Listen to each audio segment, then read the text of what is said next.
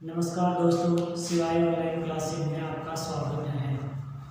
आज इस क्लास में हम नए टॉपिक से शुरू करेंगे। पिछले वीडियो में आपने देखा कि किस तरह कैबिनेट मिशन प्लान के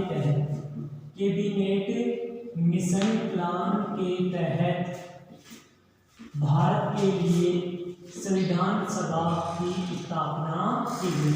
तो दोस्तों, कैबिनेट मिशन प्लान की स्थापना कब, क्या, कैसे, क्यों, किस उद्देश्य के लिए की गई थी, ये बातें अपन पिछले वीडियो में कर चुके हैं।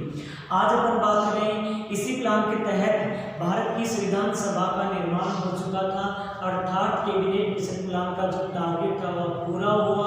अब भारतीय अपना संविधान स्वयं बनेंगे।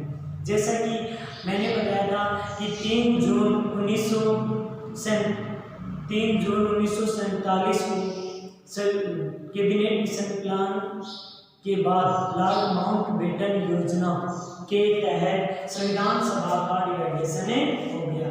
इस माउंटबेटन प्लान के तहत जो बातें की गई थी उनमें एक बात स्पष्ट हो गई कि ब्रिटिश इंडिया का विभाजन हो गया। ब्रिटिश इंडिया का विभाजन होगा। ठीक है दोस्तों, विभाजन हो गया। और विभाजन के साथ साथ आपकी एक और बात पे चर्चा की थी कि इस विभाजन के साथ साथ दोनों देशों की अलग अलग संविधान सभा निर्धारित होगी। अलग अलग संविधान सभा निर्धारित होगी। तो हम भारत की संविधान सभा के बारे में बात कर रहे थे। शेष सदस्य संख्या कितनी बची थी? 299। अब 299 सदस्य ही भारत का संविधान बनाएंगे। ठीक है दोस्तों, फिर अपन बात करते हैं माउंटबेटन योजना।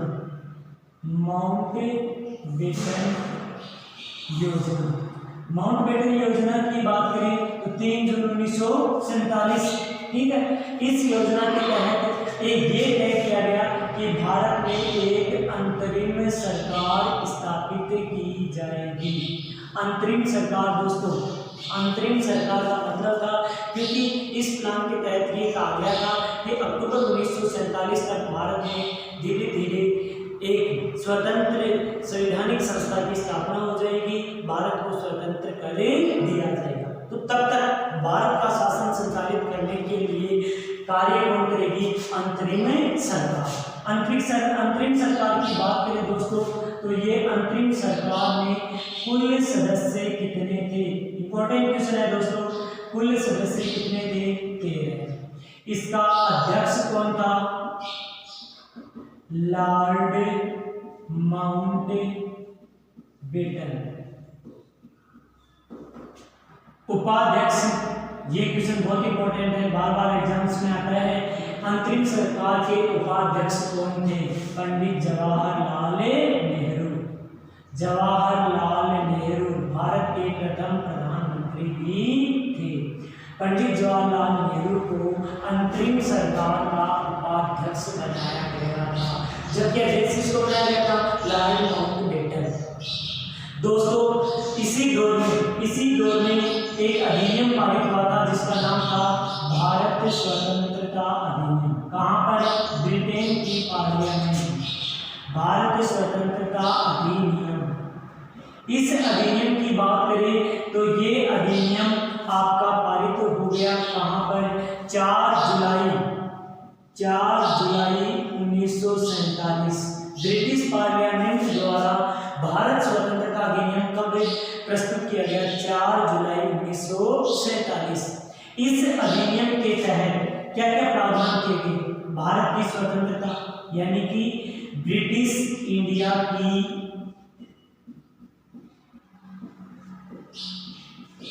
स्वतंत्रता,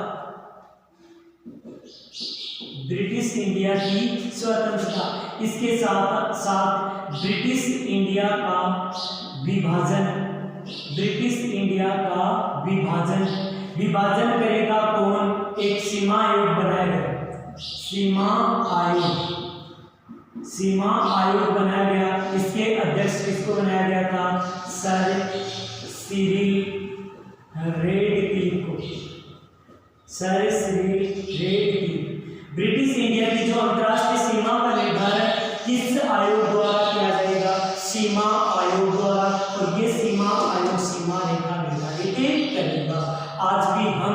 पाकिस्तान के साथ और बांग्लादेश के साथ जो सीमा लगती है, अंतर्राष्ट्रीय सीमा, उसको रेड क्लिफ रेखा के नाम से जानते हैं। क्यों जानते हैं दोस्तों? क्योंकि सर श्री रेडक्लिफ की अध्यक्षता में इस सीमा का निर्धारण किया गया था। तो ये स्वतंत्रता अधिनियम पारित हो गया था। इस तरफ ये काम था अपना चल रहा था। दूसरी तरफ आपको फिर क्या चाहिए दोस्तों? हमारे संविधान का निर्माण भी शुरू हो चुका था। संविधान का निर्माण भी शुरू हो चुका था। अब भारतीय अपना संविधान स्वयं बनाएंगे। ये दोस्तों, मैं कल भी आपको पिछले वीडियो में भी मैंने आपको बताया था कि किस तरह से मुस्लिम लीग के बहिष्कार के कारण हमारे संविधान का डिवाइडेशन हुआ। मुस्लिम लीग का भी बहिष्कार चल रहा था। अभी तक संविधान सभा का डिवाइडेशन नहीं हुआ था, क्योंकि 2-4 बैठकें हो चुकी थी। जैसे प्रथम बैठक की बात करें, प्रथम बैठक की बात करने से पहले मैं आपको बता रहा हूँ दोस्तों संविधान निर्माण के बारे में, संविधान निर्माण के इतिहास के बारे में कि कैसे कैसे भारत में इससे पहले भी संविधान निर्माण के प्रयास हो चुके थे, मांग उठाई जा चुकी थी। तो पहला प्रयास संविधान के लिए, पहला प्रयास जो पहले कोटेशन कहा गया था सन 1895 स्वराज्य विधेयक। किसका था दोस्तों स्वराज्य विधेयक? बाल गंगाधर तिलक। किसका था दोस्तों? बाल गंगाधर तिलक। बाल गंगाधर तिलक की बात करें तो एक नारा बहुत ही फेमस है। कौन सा? स्वराज्य मेरा जन्म सिद्ध अधिकार है, मैं इसे लेकर रहूंगा। स्वराज्य शब्द का मतलब क्या होता है दोस्तों? स्व यानी अपना, राज्य यानी शासन। अपना स्वयं के द्वारा संचालित शासन व्यवस्था होनी चाहिए। ये मांग सबसे पहले किसने उठाई थी? बाल गंगाधर तिलक ने। इस स्वराज्य दर्शन का हमें पहला प्रयास बाल गंगाधर के द्वारा 1895 में देखने को मिलता है। फिर बात करते हैं दोस्तों संविधान निर्माण की अगली चरण की। 1922 महात्मा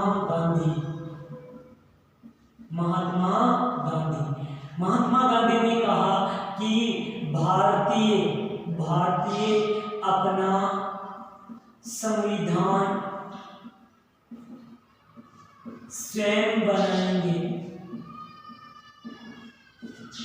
ये किसने कहा था? गांधी जी ने। किसने कहा था? अपने समाचार पत्र हरिजन में। अपने समाचार पत्र हरिजन में गांधी जी ने ये कहा कि भारतीय अपना संविधान स्वयं बनाएंगे। दोस्तों, अंग्रेज अपने आप को होशियार समझते थे। 1925 में अंग्रेजों द्वारा इस बात का बड़ा मजाक उड़ाया गया कि भारतीय अनपढ़ जाहिल गंवार हैं, उनको क्या संविधान बनाना आता है, जबकि हमारा ब्रिटेन बहुत पहले से ही संविधान बनाता चला आ रहा है। दोस्तों, विश्व में संविधानों की जननी किसको कहा जाता है? ब्रिटेन को। लेकिन आज भी वहाँ का संविधान ऐसा घिसा पिटा संविधान है, न कहीं पर लिखा हुआ है, न कोई मजबूत व्यवस्था है, जब चाहे उसको बदल दिया जाता है। लेकिन दोस्तों, भारतीयों ने ऐसा संविधान बनाया था जो आज दुनिया का सबसे बड़ा संविधान है। दोस्तों, किसी भी देश का संविधान भारत जितना बड़ा नहीं है, और बिल्कुल ऐसी सटीक व्यवस्था इस संविधान में शामिल की गई थी जो आज भी विश्व के सामने एक अनुकरणीय उदाहरण है। इसके बाद देखो दोस्तों 1925 कौन? एम.एन. रॉय, भारत के प्रथम कम्युनिस्ट विचारक मानवेंद्र नाथ रॉय के द्वारा संविधान सभा की मांग की गई। इंपॉर्टेंट क्वेश्चन है दोस्तों, संविधान सभा। देखो, अब तक संविधान सभा शब्द नहीं आया था कहीं पर भी। देखा क्या आपने?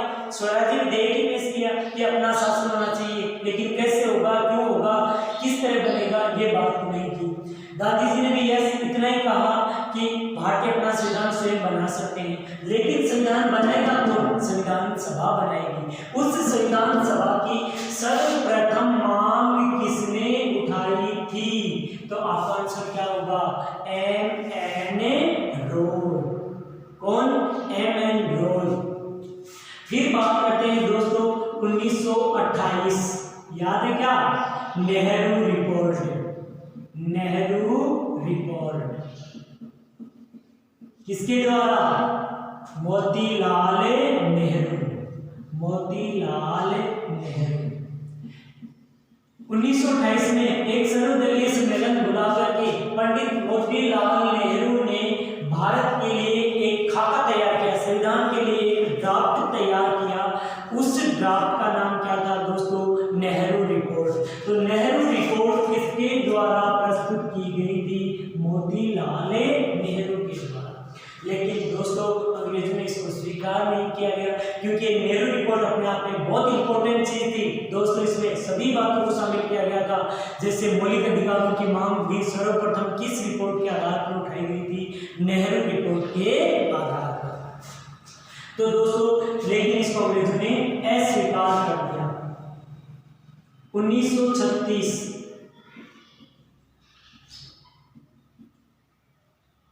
कांग्रेस का अधिवेशन, वार्षिक अधिवेशन, जिसके अध्यक्ष कौन थे? पंडित जवाहरलाल नेहरू। जवाहरलाल नेहरू दोस्तों स्वतंत्रता आंदोलन के दौरान भारत का सबसे बड़ा राजनीतिक संगठन था कांग्रेस। सबसे बड़ा राजनीतिक संगठन क्या था? कांग्रेस। उस कांग्रेस के प्रतिवर्ष वार्षिक अधिवेशन होते थे और उन अधिवेशनों में विभिन्न प्रकार की मांगें उठाई जाती। तो बहुत देर से जागी कांग्रेस, बहुत देर से जागी कांग्रेस ने 1936 के अपने वार्षिक अधिवेशन में, जिसके अध्यक्ष कौन थे? पंडित जवाहरलाल नेहरू, में ये कहा गया कि भारतीय संविधान सभा का निर्माण किया जाए, जल्द से जल्द भारतीय संविधान सभा का निर्माण किया जाए। इसके साथ साथ 1942 अब अंग्रेज भी मान गए। अबे अंग्रेज भी मान गए। क्या कहा? कौन सा प्रस्ताव आया था? Cripps mission. Cripps mission. इस मिशन के आधार पर भारत के लिए संविधान सभा की अप्रत्यक्ष रूप से मांग रखी गई। लेकिन दोस्तों याद रखो कांग्रेस ने इस प्रस्ताव को खारिज कर दिया था। फिर लास्ट आता है आपका कौन सा? 1946 का cabinet mission plan. Cabinet mission plan के तहत अब आपका अपना जो उद्देश्य था, लंबे समय तक जो मांग चली आ रही थी, उसको पूरा किया गया और भारत के लिए एक संविधान सभा का निर्माण हुआ। तो संविधान सभा का निर्माण किस मिशन प्लान के तहत हुआ था दोस्तों? Cabinet mission plan. इसके बारे में हम पिछले वीडियो में पूरी चर्चा कर चुके हैं दोस्तों। संवैधानिक इतिहास, संवैधानिक विकास के साथ साथ संवैधानिक इतिहास के बारे में जानना जरूरी है, क्योंकि ये क्वेश्चन एग्जाम में आया हुआ है, ये क्वेश्चन भी एग्जाम में आया हुआ है और ये तो 3-4 बार विभिन्न एग्जाम में आ चुका है। पहला प्रयास भारतीय ने कब किया था? 1928 में। किसके माध्यम से? नेहरू रिपोर्ट के माध्यम से। फिर बात करते हैं कांग्रेस के किस वार्षिक अधिवेशन में संविधान निर्माण की मांग उठाई गई थी? 1936 के वार्षिक अधिवेशन। दोस्तों कौन था अध्यक्ष? पंडित जवाहरलाल नेहरू। कांग्रेस के महत्वपूर्ण अधिवेशनों की अध्यक्षता करने वाले जो भारतीय थे, जैसे अपन बात करते हैं दादा भाई नौरोजी 3 बार अध्यक्ष बने, पंडित जवाहरलाल नेहरू 3 बार अध्यक्ष बने थे। ये इतिहास की बातें हैं। जब इतिहास की क्लास होगी तब आपको डिटेल से बताएंगे। और इसके बाद क्रिप्स मिशन ने भी संविधान सभा के निर्माण का प्रस्ताव रखा, लेकिन भारतीयों ने अस्वीकार किया, क्योंकि इसमें भारतीयों को शामिल नहीं किया गया था। अंतिम बार अंग्रेज हमारे प्रयासों के आगे झुक गए और उनके झुकने के साथ ही हमारे सामने आई हमारी संविधान सभा बनकर तैयार हो गई और उसके द्वारा क्या क्या प्रस्ताव किए गए उनके ऊपर अपन आगे चर्चा करते हैं दोस्तों। इसको नोट कर लो या स्क्रीनशॉट ले लो। अब देखते हैं संविधान सभा की कार्य प्रणाली। दोस्तों संविधान सभा के बारे में 1 मिनट दोबारा आपका टाइम खराब करूंगा। कुल सदस्य कितने थे? अभी तक 1946 की बात चल रही है। कुल सदस्य कितने थे? 389। 389 में आपको पता है कांग्रेस को स्पष्ट बहुमत प्राप्त हुआ था, 208 सीटें प्राप्त हुई थी। मुस्लिम लीग को 73, 15 अन्य, 93 देशी रियासतों से मनोनीत। तो हमारी संविधान सभा आंशिक रूप से निर्वाचित और आंशिक रूप से मनोनीत संविधान सभा थी। इसके साथ साथ दोस्तों देखते हैं हम महिला सदस्य कितनी थी, महिला सदस्य 30 थी, 15 है। फिर अपन बात करते हैं अनुसूचित जाति की तो 26 और अनुसूचित जनजाति की बात करते हैं तो 33। ये इसमें सभी वर्गों का पर्याप्त प्रतिनिधित्व रखने वाली संविधान सभा ने सर्वसम्मति से एक ऐसा संविधान बनाया जो विश्व के सामने एक अनुकरणीय उदाहरण प्रस्तुत हुआ। तो दोस्तों अपन बात करते हैं कार्यप्रणाली। प्रथम बैठक, फर्स्ट बैठक कब हुई थी? एग्जिट डेट याद रखना दोस्तों, ये 3-4 डेटें तो आपको बहुत ही इंपॉर्टेंट है। 4-5 संविधान सभा की जो डेट है महत्वपूर्ण अधिवेशन हुए थे उनके तो आपको अच्छी तरह से उनको तो याद करना है, क्योंकि डायरेक्ट क्वेश्चन आता है। पहली बैठक कब हुई थी? कब हुई थी दोस्तों? 9 दिसंबर 1946। कब हुई थी? 9 दिसंबर 1946। हर बैठक के लिए एक अध्यक्ष की आवश्यकता होती है। संविधान सभा के अस्थायी अध्यक्ष कौन थे? इस बैठक में अस्थायी अध्यक्ष बनाया गया, अस्थायी अध्यक्ष बनाया गया। किसको बनाया गया था दोस्तों? सच्चिदानंद सिन्हा, सच्चिदानंद सिन्हा।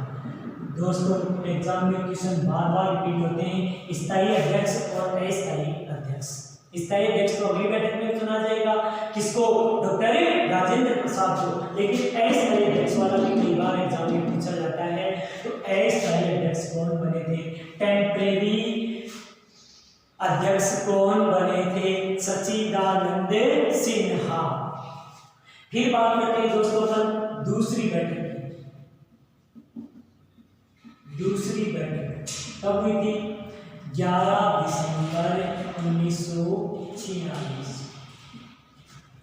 स्थायी अध्यक्ष किसको बनाया? डॉक्टर राजेंद्र प्रसाद शर्मा। डॉक्टर राजेंद्र प्रसाद शर्मा को संविधान सभा का स्थायी अध्यक्ष बनाया गया। दोस्तों संविधान सभा की लगभग कुल 165 बैठकें हुई थी। आगे उन सभी 165 बैठकों की अध्यक्षता किसके द्वारा की गई थी? डॉक्टर राजेंद्र प्रसाद शर्मा। अर्थात संविधान सभा ने सर्वसम्मति से 11 दिसंबर को अपना स्थायी अध्यक्ष चुन लिया था। फिर तीसरी बैठक की बात करते हैं दोस्तों। ये तीनों लगातार बैठकें आपके लिए बहुत इंपॉर्टेंट है दोस्तों, हर एग्जाम में इनसे संबंधित क्वेश्चन जरूर आता है। कब हुई थी? 13 दिसंबर 1946। ये क्यों इंपॉर्टेंट है? क्वेश्चन आता है क्या? संविधान का उद्देश्य प्रस्ताव कब प्रस्तुत किया गया था? दोस्तों आपका जवाब क्या होगा? 13 दिसंबर 1946। संविधान का उद्देश्य प्रस्ताव, संविधान का उद्देश्य प्रस्ताव ये भी इंपॉर्टेंट है। इसके द्वारा पंडित जवाहरलाल नेहरू जी के द्वारा प्रस्तुत किया गया था। दोस्तों जब भी हम संविधान पढ़ते हैं या विभिन्न प्रकार की अपनी जो पाठ्य पुस्तकें हैं उनके पीछे, स्कूलों की पाठ्य पुस्तकें उनके पीछे उद्देशिका लिखी हुई है। संविधान की उद्देशिका, हम भारत के लोग भारत को संपूर्ण प्रभुत्व संपन्न लोकतंत्रात्मक गणराज्य बनाने के लिए प्रयत्न करते हैं।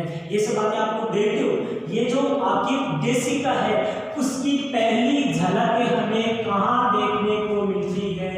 नेहरू जी के उद्देश्य प्रस्ताव में। कब प्रस्तुत किया गया था दोस्तों? 13 दिसंबर। इतना ही नहीं, ये भी क्वेश्चन इंपॉर्टेंट है। ये उद्देश्य प्रस्ताव पारित कब हुआ था? 22 जनवरी 1947 को। कब पारित हुआ था? 22 जनवरी 1947 को सर्वसम्मति से संविधान का उद्देश्य प्रस्ताव पारित हुआ। दोस्तों उद्देश्य प्रस्ताव का मतलब क्या था? मतलब ये था कि हमारा संविधान किन टारगेट्स को, किन उद्देश्यों को प्राप्त करेगा, ये हमारे संविधान का एक दर्शन था। जो जिसको किसमें शामिल किया गया, अपनी प्रस्तावना में या उद्देशिका में शामिल किया गया। ये कहता है कि किस तरह से हमारा संविधान अपना एक दर्शन होगा और एक जीवंत दस्तावेज होगा जो हमारे लिए एक उत्तम शासन व्यवस्था की स्थापना करेगा। तो उस उद्देश्य प्रस्ताव को प्रस्तुत कब किया गया, 13 दिसंबर को, और पारित कब किया गया, 22 जनवरी। दोनों क्वेश्चन आपके लिए बहुत इंपॉर्टेंट है दोस्तों। फिर बात करते हैं दोस्तों, विभिन्न बैठकों का दौर चलता है, इसके साथ साथ बीच में अपनी संविधान सभा का विभाजन हो जाता है। और विभाजन कब होता है दोस्तों, 3 जून 1947। माउंटबेटन घोषणा पत्र याद आया क्या? 3 जून 1947 को संविधान सभा का डिक्लेरेशन हो गया। अब हमारी संविधान सभा में कितने सदस्य बचे, 299 सदस्य बच गए। ठीक है, अब इसके साथ साथ अपन बात कर रहे थे, आगे चलता रहा, धीरे धीरे संविधान निर्माण अग्रसर होता गया। हमारे संविधान निर्माण में महत्वपूर्ण भूमिका निभाने वाले विभिन्न विद्वानों के द्वारा संविधान का दस्तावेज तैयार कर दिया गया।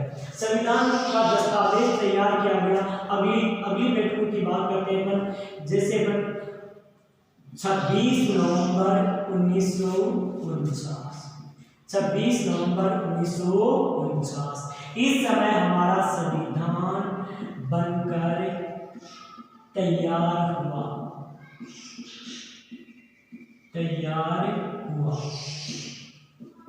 कब हुआ था दोस्तों? 26 नवंबर 1949। दोस्तों विभिन्न अलग अलग तरीके से क्वेश्चन की शब्दावली चेंज कर दी जाती है। हमारा संविधान कब अंगीकृत किया गया, हमारा संविधान कब आत्मार्पित किया गया, हमारा संविधान जनता द्वारा कब स्वीकार किया गया, ये सब चीजों के सब क्वेश्चन के आंसर क्या होंगे? 26 नवंबर 1949 संविधान बनकर तैयार हुआ, अर्थात 2 दिसंबर से चला संविधान 26 नवंबर 1949 को कंप्लीट हो गया। इस दौर में कितना टाइम लगा? 2 वर्ष 11 माह 18 दिन।